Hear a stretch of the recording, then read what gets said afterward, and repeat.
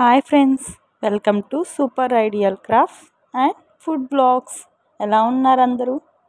ఈరోజు మనం చేయబోయే రెసిపీ బొరుగులకు కానీ ఈ విధంగా తగినంత ఆయిల్ వేసుకొని పోపు దినుసులన్నీ వేసుకొని టమోటా, పచ్చిమిర్చి, ఎర్రగడ్డని కట్ చేసి పెట్టుకోవాలండి. ఇలా ముందుగా ఎర్రగడ్డలు వేసుకొని లైట్ ఫ్లేమ్లో పెట్టుకొని వేపుకోండి.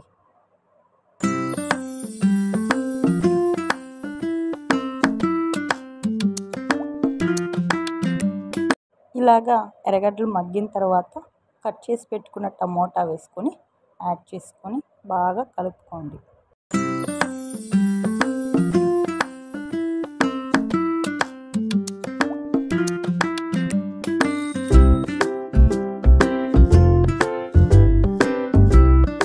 టమోటా ఇలా మగ్గిన తర్వాత కాస్త పసుపు పొడి,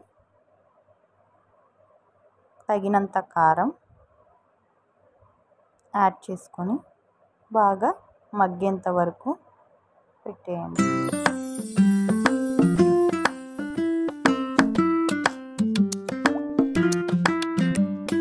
మొత్తం ఇలా మగ్గిన తర్వాత ఒక బౌల్లో వాటర్ తీసుకొని బొరుగులు వాటిలో వేసుకుంటూ పిండుకుంటూ యాడ్ చేసేసుకోవడము.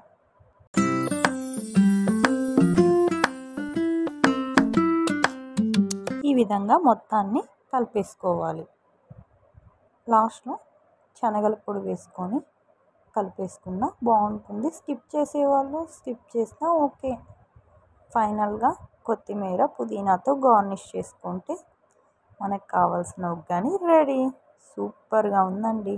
మీరు ట్రై చేసి ఎలా ఉందో కామెంట్ చేయండి.